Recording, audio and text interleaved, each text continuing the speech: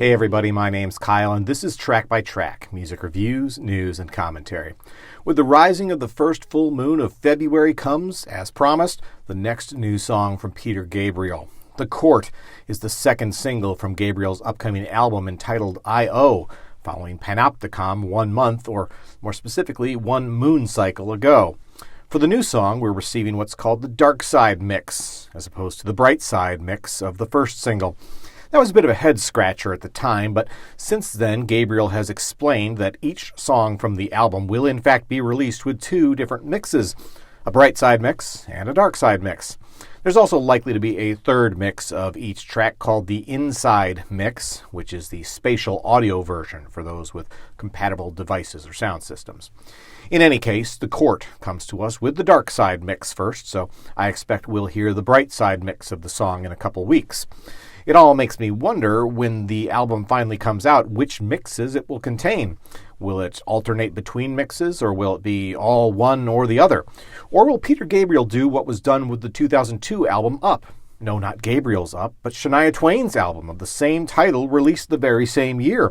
Twain's Up was released as a 2-disc set featuring 2 different mixes of every song on the album, a red disc with the pop mixes and a green disc with country mixes. I wouldn't be surprised to see Gabriel do the same with his 2023 album. There's still no release date announced for I.O., which also means there's still time for Gabriel to change the title to match Twain's just-released 2023 album, Queen of Me. I'm kidding, of course. That would never happen. Queen of Me has too many letters. Maybe just me? But getting back to The Court, I think if it wasn't already clear from the first single, this new song makes it plain that Peter Gabriel is not really trying to court, no pun intended, the mainstream with his new music. This second track from I.O. feels even more like deep catalog Gabriel than Panopticon did, and to that end, I think fans will be pleased. There's elements throughout this new song that seem to call back to nearly every era of his solo career. I love the Afro-Cuban rhythm that serves as the backbone of the song, giving it the sort of exotic edge that has long been a hallmark of Gabriel's music. The orchestral augmentation on the bridge is also highly effective at creating a bit of sonic chaos that feels uniquely organic. Brian Eno's contribution on this track is perhaps more pronounced than on the first, to the point where the rest of the band may not shine quite as bright. And I have to say, by the way, that the coda of this song, driven by its bass piano melody, is very strongly reminiscent of Tori Amos. Of course, it's a double-edged sword when a legacy artist's new work harkens so strongly to his older work. Yes, there's some comfort in the familiarity of the sound of the song, and even the lyrics fall into one of Gabriel's oft-used list-making motifs, here very similar to Steam. New lines like, "We got the healer and the birthday cake, we got the real thing and we got the fake," could just as easily be followed by, "You know your culture from your trash, you know your plastic from your cash." At least the themes here are a little less sci-fi high concept than Panopticon. The message here seems to be that justice is broken. And again, that's not an unfamiliar concept for a Peter Gabriel song, or his political activism for that matter.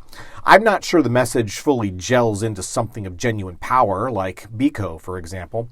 But I suppose if the purpose is to remind us that, as the coda repeats a few times, you know that justice is blind, a platitude clearly layered in meaning, it does a comfortable job of doing so. Will the inevitable bright side mix of The Court reveal new layers?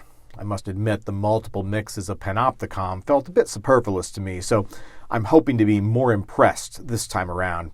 As impressions go, though, I do feel like The Court is the better of the 2 songs we've heard so far, though it also has an air of deep album cut about it, making it a curious choice for a single. Nevertheless, I'm anxious to hear what sounds the next full moon will bring us. Perhaps an album release date and US tour info? Stay tuned, friends. Stay tuned. Once again, my name's Kyle, and this has been Track by Track. If you like this video, be sure to give it a thumbs up. Plus, check out some of these other videos below that I think you might also enjoy. And of course, be sure to subscribe, because true music fans always want new releases the day they come out. Thanks for watching, and I'll see you next time.